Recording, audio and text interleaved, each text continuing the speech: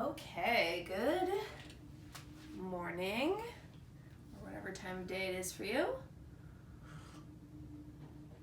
Got my coffee, I'm just waking up, and I wanted to share a few stretches and positions with you all that are a little bit more unique, a little bit more off the beaten path of your usual stretching pathways.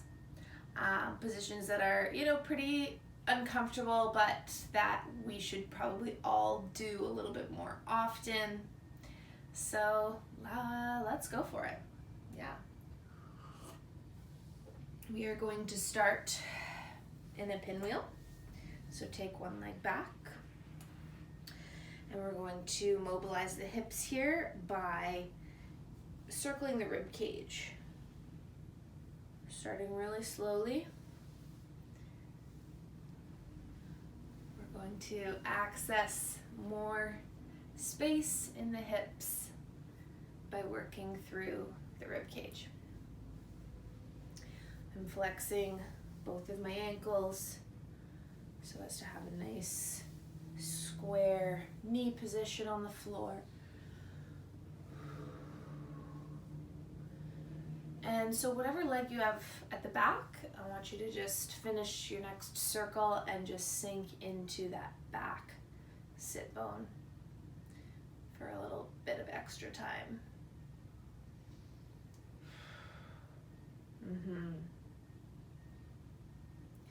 Good. Okay, from here, building off of this, just take one hand to the outside of your front leg. You're gonna lean into it so that you can lift that leg off the floor. You're gonna bring this around. You're gonna hook it on that front knee. Ooh, let's take a pause there.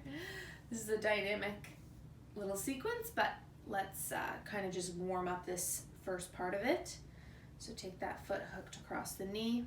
This is my first one of the day, so we are feeling a bit hooked, a bit locked, but that's all right. Bounce the knee a little bit, just kind of let that loosen up, take some nice deep breaths. All right, so let's continue with the dynamic movement. So leaning into the hand, releasing the foot and coming it back behind you into that pinwheel, and then bringing it around, hooking it. Use your hand to help get it there if you need.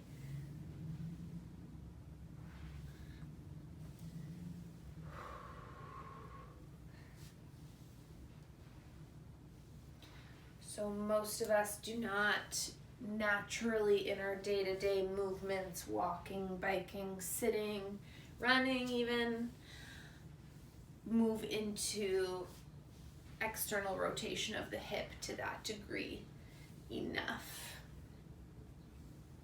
Good. Let's pause in this front position and let's just settle here.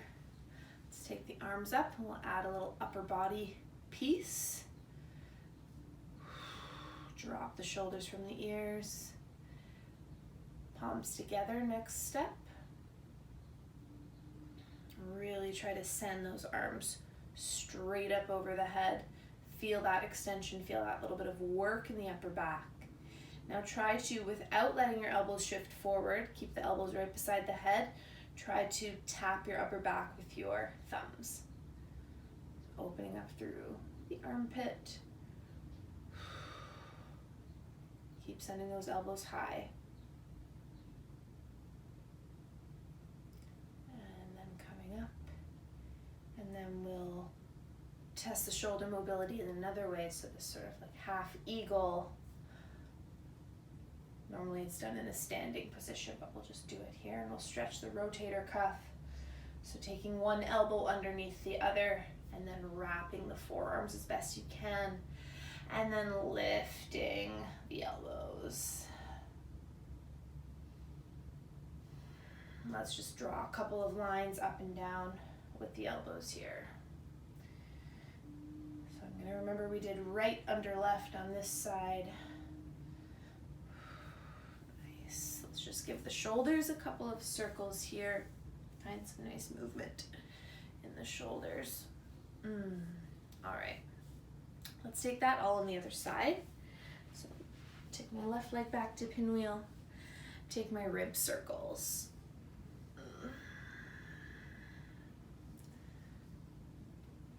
Ooh, creaks and cracks. I also really like to notice the flesh that kind of surrounds the sit bone on the front leg, and I imagine, or I'm just paying attention to the floor massaging that flesh.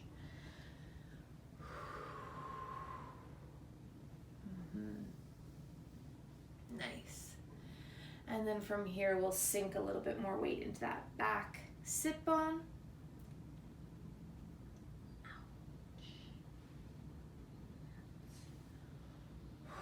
We'll breathe there for a moment. So it's okay to kind of collapse your posture. I'm almost posteriorly tilting the pelvis. Okay, let's warm up that external rotation position. Give the knee a little bounce. Feel the weight of the bones. And then we'll take those rotations, sending the leg back, bringing it around.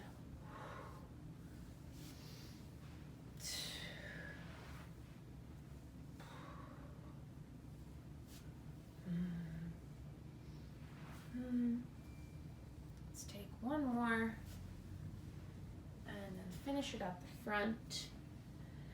Draw those arms up once again.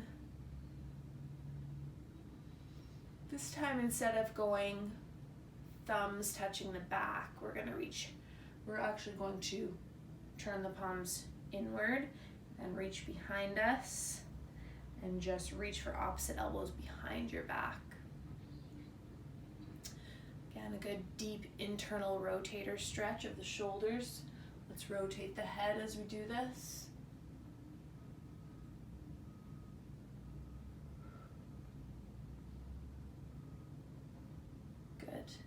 And then let's do that eagle arm position, so left under right this time, up at the front, and then just again shifting the arms up and down.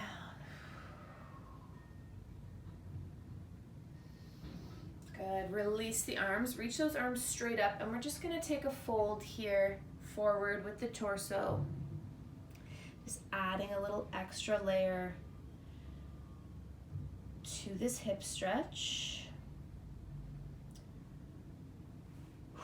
Sinking the sit bones down to the floor, feeling that connection, feeling space and length in the spine.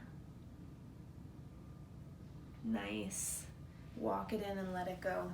Let's take a little passive rotation of the legs out in front of us.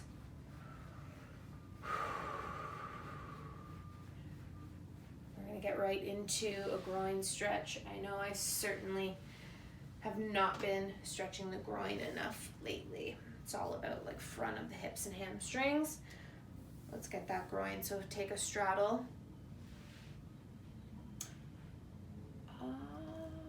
Take a little fold. Yeah.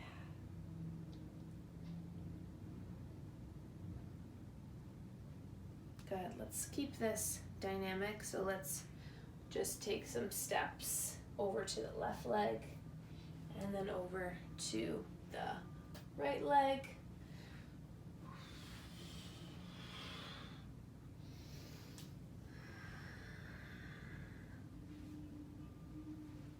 Just moving across. Good. Come up into just a nice tall spine. Let's take the hands behind the head. And let's just have some rotations of the spine.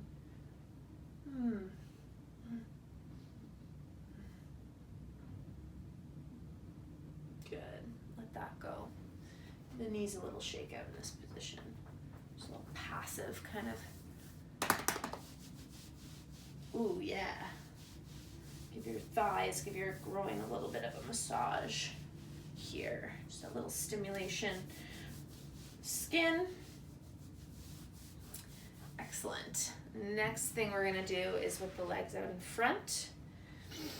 We are going to, now, if you cannot reach your foot, I would advise grabbing a towel, a sock, something that you can wrap around the foot so that you can more easily access that position. It's a grab of the foot. It's a sit back into the sit bone. So rather than like hoisting the foot up, try to use just your body weight here. Sitting into the sit bones, leaning back, leaning back, leaning back, and just letting that leg elevate sort of passively. Here, getting to the top, externally rotating, extending, and down. And repeat. Lift. Pull through external rotation. Be gentle with that knee. Ooh. You might feel a little bit of like nerve flossing here, especially with the sciatic nerve running down the back of your glute and hamstring. And by nerve flossing, I'll just explain a little bit further as we take the other side. We can sort of feel that tingly feeling sometimes as the nerves, which are essentially just a string, a thicker, sort of a string of tissue, right? They're not invisible, they're actually a physical thing. And they kind of just snap over the sit bone, often as we go into external rotation of the hip.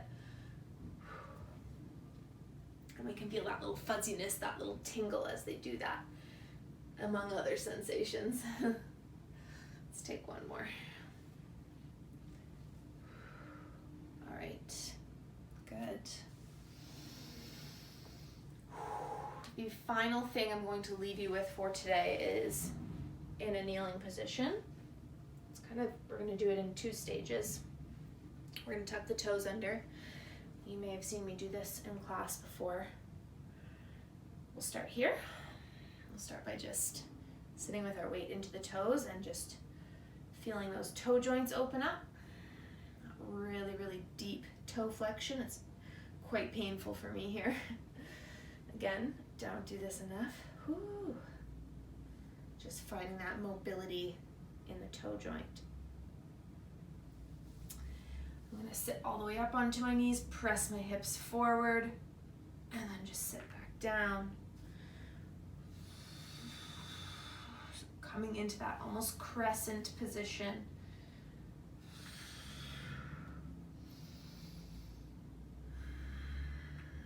And then I'll take one hand to the floor and I'll sweep my arm back and around to the other side. I'm just feeling almost that boomerang or crescent shape in the front side of the body. Good, let's untuck the toes. Final position for today is this folded quad stretch. So it's either, notice how far apart my knees are right now. If you feel like you can bring your knees closer together, please do. Hands is the first step. Maybe you can come to the elbows. Maybe you can come all the way to the back for the ultimate quad.